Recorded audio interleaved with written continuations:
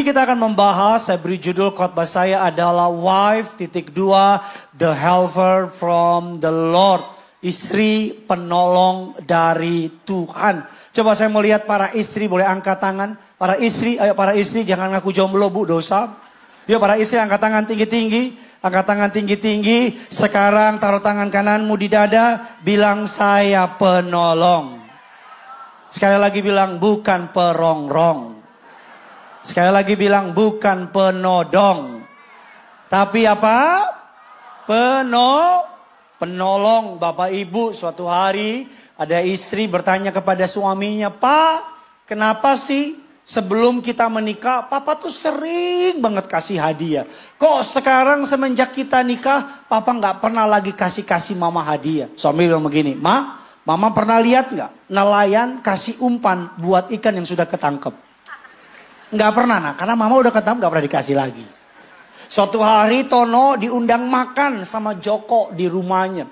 Selama makan 2 jam Tono memperhatikan bahwa Joko terus menerus memanggil istrinya Mince dengan panggilan sayang, manisku, my love, cintaku, kasihku dan sebagainya. Tono berbisik kepada Joko dengan kagum, "Jok, hebat kamu. Sudah 35 tahun menikah, masih romantis. Kamu saya perhatiin panggil istrimu dengan sebutan sayangku, cintaku, kasihku, my love, dan sebagainya."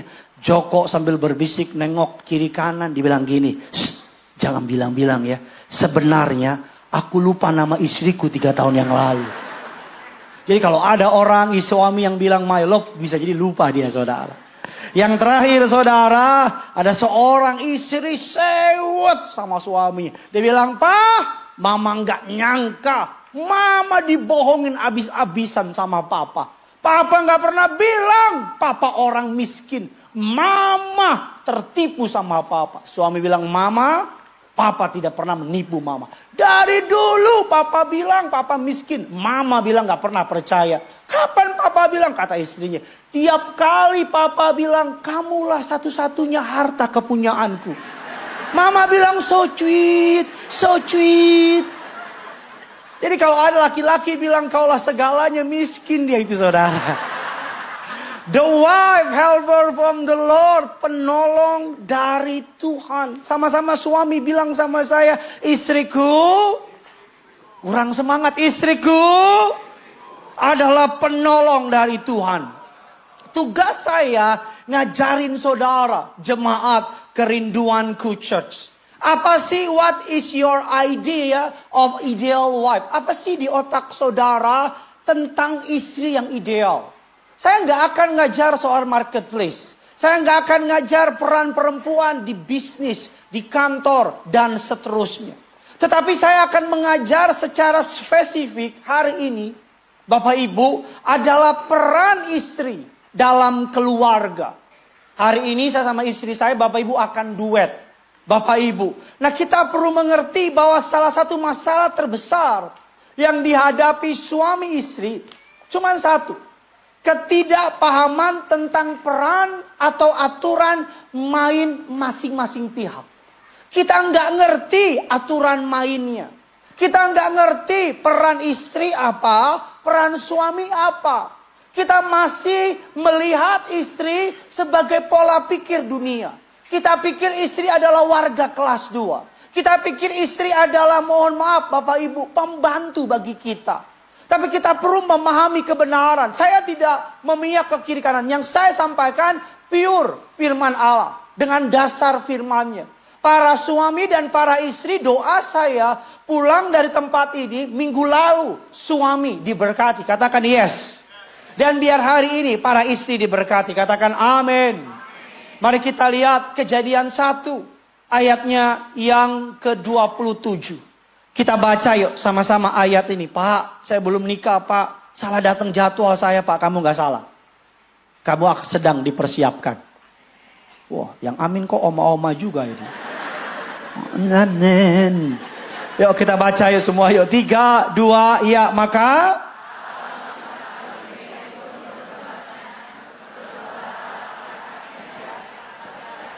Diciptakannya lah apa? Ayat yang ke-28, Allah memberkati mereka. Colek kiri kanan, bilang Tuhan udah berkati. Amin. Lalu Allah berfirman kepada mereka, penuhilah dan berkuasalah burung-burung atas segala binatang yang apa? Merayap. A simple guide about being a biblical wife. Yang pertama, wife is a partner to rule over creation. Istri adalah mitra dalam menjalankan hidup ini. Mitra. Istri, Bapak Ibu saya perlu ngomong ini kebenaran. Istri adalah equal in value. Sama dalam nilai. Equal in dignity. Sama dalam yang namanya kehormatan. Equal in mandate. Sama dalam mandat oleh Tuhan. Tetapi different dalam fungsinya. Istri sama dengan suami. Istri mandatnya sama. Kehormatannya sama. Bedanya di mana Pak Pendeta? Fungsinya. Sama-sama bilang sama saya, fungsinya yang berbeda.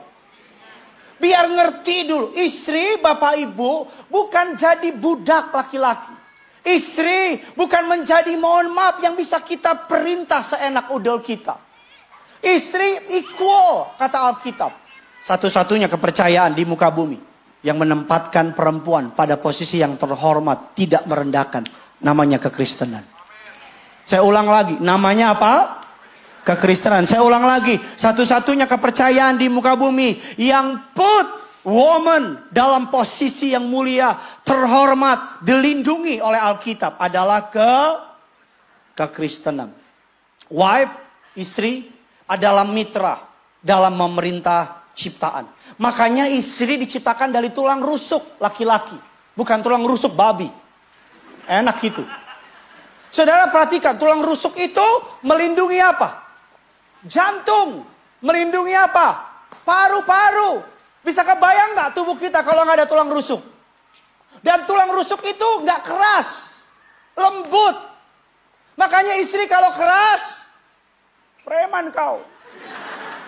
Istri itu apa le? Kerasnya di luar aja, jangan sama suami. Ada suami jantungan. Karena suami panglima, istri pangenam. Suami-suami di rumah, macan. Sampai di rumah, kucing rumahan, meong, meong.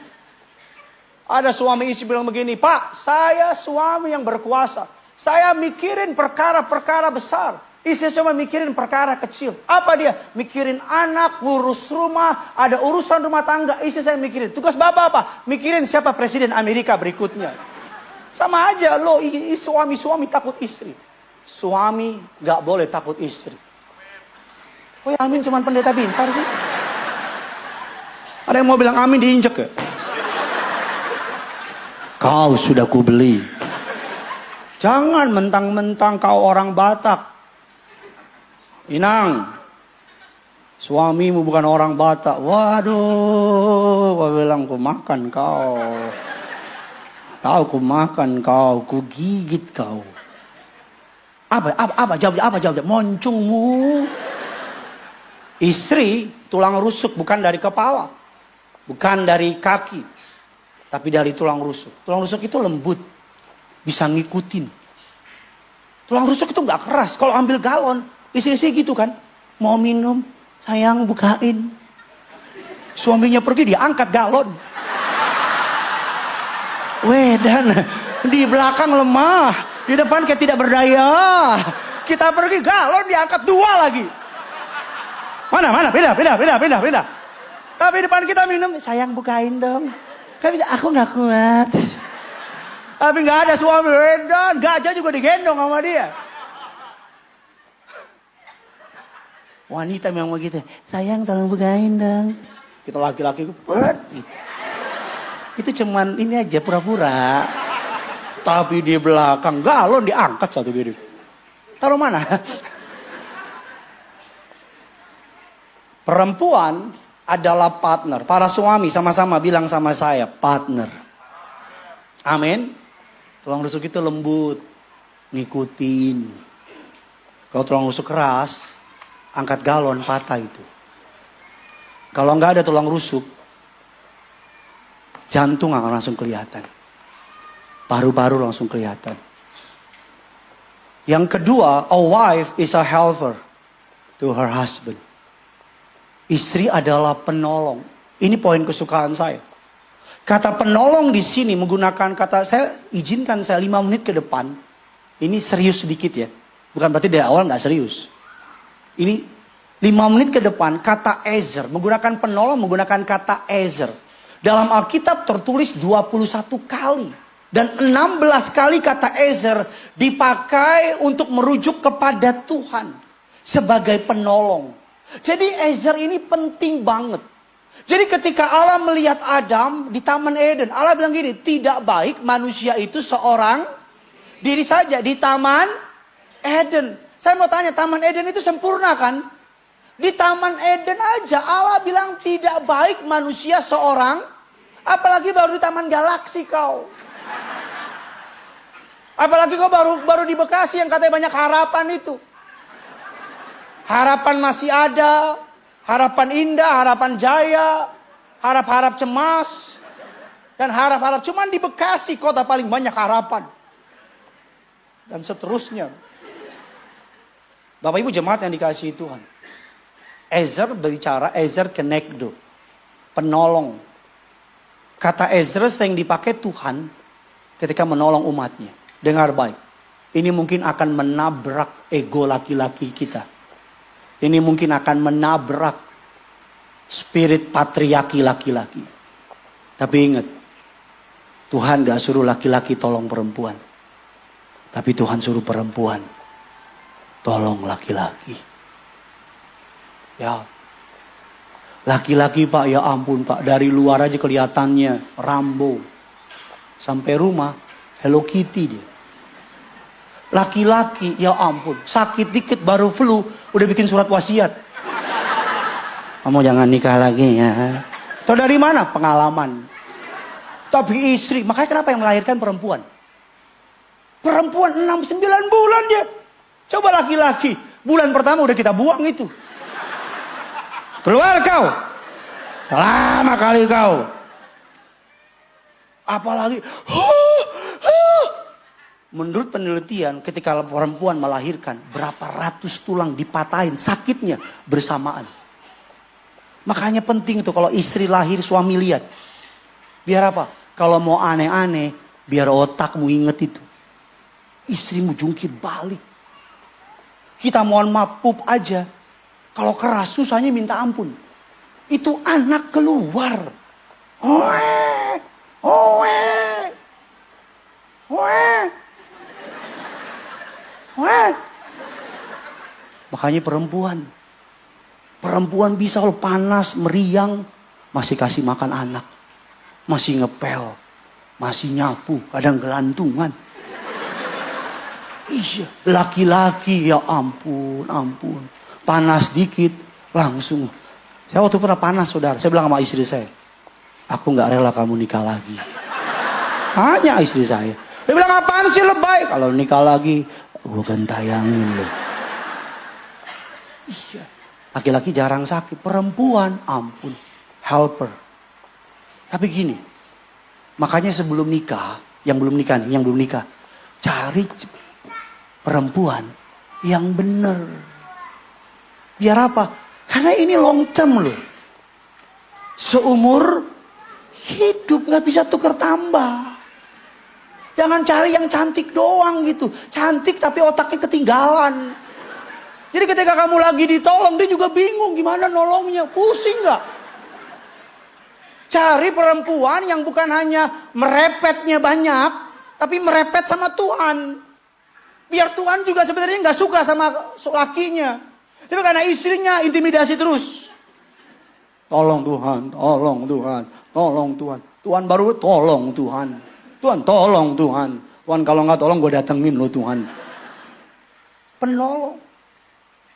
Karena menurut Alkitab, laki-laki punya pemahaman secara global. Konteks luas. Tetapi perempuan punya pemahaman konteks detail. Perempuan kuat di intuisi. Tajam intuisinya. Makanya pesan saya. Kalau istrimu bilang gini. Kok aku gak suka sama dia ya? Kalau dia dalam Tuhan dengerin. Karena bisa jadi Tuhan mau selamatin istri kamu melalui istri kamu. Tahu dari mana? Pengalaman. Berkali-kali istri saya bilang, aku gak suka sama dia. Saya bilang apa? Lebay kamu. Tahu apa sih? Gak ada lah. Kenyataannya apa? Dia yang benar. Dia cuma ngomong gini sama saya. Kan? Gak banyak-banyak. Cuman 3 huruf. A-K-A-N. Kan? Pengalaman dia kalau lihat orang dia bilang, sayang, aku gak suka sama orangnya. Kamu hati-hati. Saya bilang, apa sih? Terlalu lebay kamu Banyak suami-suami mematikan ketajaman intuisi istrinya. Dengan gengsinya yang kegedean. Kasih ruang istrimu untuk bertumbuh. Tanya, istri saya pedebat terbaik saya.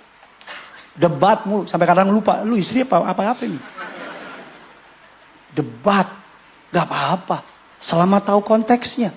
Selama tahu bagiannya. Susah laki-laki dengan model, mohon maaf ya, gaya-gaya patriarki. Pokoknya gak kasih ruang buat istri memberi masukan. Gak bisa, kamu 2 jadi 1. Kamu jadi 1. Butuh kerendahan hati. Kita laki-laki. Saya, Bapak Ibu kalau pergi keluar kota. Cara saya berpakaian ini, Chongsam nih. Orang Batak nih, sosok Cina nih. Ini Chongsam ini. Saya gak tahu. Tiba-tiba ada aja. Dia yang siapin. Saya kalau pergi keluar kota, koper saya gak pernah buka. Sampai di hotel saya buka. Dia atas tanya, sayang sikat gigi di mana? Di paling bawah. Sayang odol di mana? Di paling atas. Parfum di bawah. Kaos kaki di sini. Itu masih menjadi misteri besar sampai hari ini buat saya. Berangkat koper saya muat. Pas pulang, saya udah kuwel-kuwel. Gimana ini? Sampai saya bilang roh-roh ketidakteraturan lepas. Berangkat itu koper bisa ketutup. Pulang dengan yang sama. Kok gak ketutup? Sampai pulang saya bawa plastik. Saya bilang oleh-oleh. Kagak. Dia pernah ngajarin. Sampai hari gak lulus-lulus saya. Istri itu Bapak Ibu saya pendeta. Saya gembala di gereja ini. Tetapi saya cuma melihat yang besar. Yang kecil-kecil dia yang ngurusin. Bisa kebayang gak kalau saya gak rendah hati dengerin dia? Saya bersyukur sama Tuhan. Tuhan ngajarin saya bersyukur dibesarkan oleh seorang mama. Jangan kecilin istrimu Pak. Jangan bunuh intuisi istrimu Pak. Dengerin Pak, mungkin kamu pendidikan lebih tinggi. Tapi Tuhan kasih dia jadi penolong buat kamu. Gimana dia mau nolong kamu? Kalau kamu merasa gak butuh ditolong. Kamu berpikir istrimu bodoh. Tahu apanya kau? Maaf ya, ini bukan nabrak saudara. Tapi dengar baik. Kalau kita susah, istri juga susah. Kalau kita malu, istri juga malu. Kecuali istrimu siluman ular putih. Ngeri amat Pak Pendeta, gue juga gak tahu kenapa ngomong gitu. Kami cabut dalam nama Yesus. Kecuali istrimu gak bener. Tapi istrimu dalam Tuhan. Istrimu ibu rumah tangga sederhana. Kadang-kadang kita laki-laki cuma lihat yang besar. Yang kecil-kecil luput dari kita. Dia yang lihat. Dan kalau dia ngomong gini deh, minimal dengerin dulu. Minimal kasih waktu buat dia bertumbuh. 1-2 tahun pertama susah buat saya dengerin istri saya. Susah, kenapa? Batak sejati susah. Di otak saya apa? Tahu apa kau? Di otak saya apa? Ngerti apa sih? Di otak saya apa? Udahlah urusan kamu cuma dapur, anak-anak, sama apa? Kasur. Udah itu aja urusanmu. Soal ke depan akulah. Sampai suatu hari mama saya ngomong gini sama saya. Yang besarin kamu perempuan. Tapi mama beda. Dengar. Kalau kamu gak kasih kesempatan istri kamu bertumbuh. Suatu hari kamu ngalamin masa sukar. Dia gak terlatih buat tolong kamu. Pak, latih istrimu untuk jadi penolong. Dengan cara apa? Kasih kepercayaan sama dia.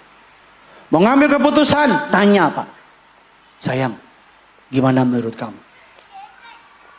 Kita doa yuk. Ayo bareng. Penolong. Tapi istri dengar baik. Kamu penolong.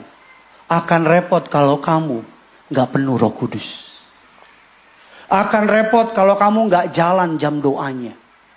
Akan repot kalau kamu gak denger sama Tuhan. Akan repot ketika suami butuh ditolong, kamu juga malah jadi beban buat suami.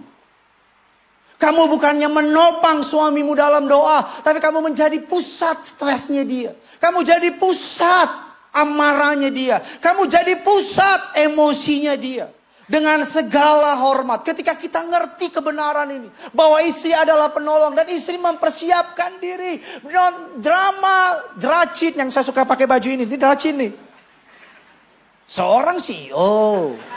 Pura-pura jadi pengemis. CEO itu bertemu dengan seorang gadis. Gadis itu tidak tahu bahwa dia adalah seorang CEO. Kok ketawa? Samanya kita kan.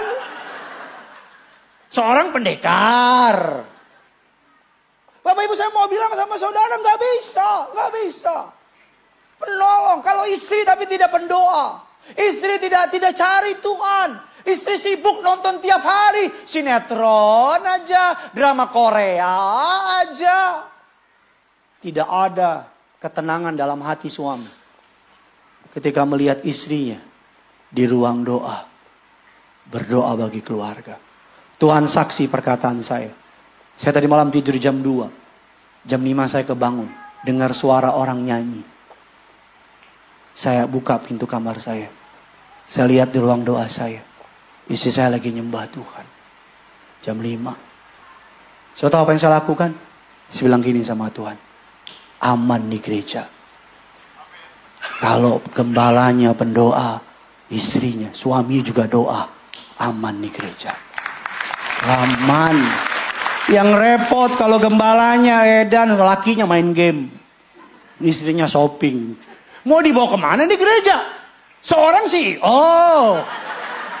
Nggak setuju nggak? Setuju nggak? Kehebatan, kualitas penyembahan sebuah gereja, kualitas doa sebuah gereja tidak akan melebihi dari jam doa gembalanya. Itu yang saya dengar dari senior-senior saya. Jam 5 saya lihat dia doa. Saya sebagai suami. Saya ambil bantal kecil, saya taruh di pojok kamar saya. Saya juga doa. Sama-sama doa. Maka saya bilang sama Tuhan, aman. Kalau gembalanya cari Tuhan aman. Banyak suami-suami gak pintar-pintar amat. Tapi istrinya pendoa syafaat. Sama-sama 3, 2, 1. Kurang semangat 3, 2, 1. Mama saya SD aja gak lulus. 6 orang anaknya diberkati Tuhan. Kenapa? Karena dia pendoa. Bu, doa. Kamu penolong. Kadang-kadang suami kan pulang udah ruwet otaknya. Udah ruwet dengan kantor. Tapi ketika istri pulang kan, suami pulang gitu kan. Jangan langsung minta uang bulanan. Pak, uang bulanan. Pergi lagi deh, setan kau. Betul gak? Tapi ketika suami pulang. Pak Bu, dengar balik perkataan saya. Salah satu alasan saya kuat menghadapi tantangan sampai hari ini. Karena beberapa kali saya udah gak kuat. Saya cuma diem gitu. Diem. Saya punya remote TV. Ganti terus. Tek. Isi udah peka tuh. Dia lihat saya. Dia lus tangan saya. Dia bilang, kenapa? Saya bilang, apa-apa. Laki-laki biasa kan, apa-apa. Kalau sini badai ini. Apa-apa. Gak usah dipikirin. Dimatiin. Ayo kita doa. Dia yang doain.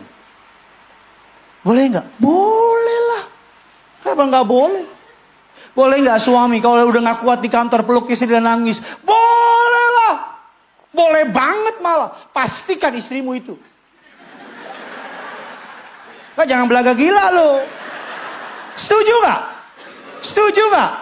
Mari kita normalisasikan laki-laki kalau gak kuat.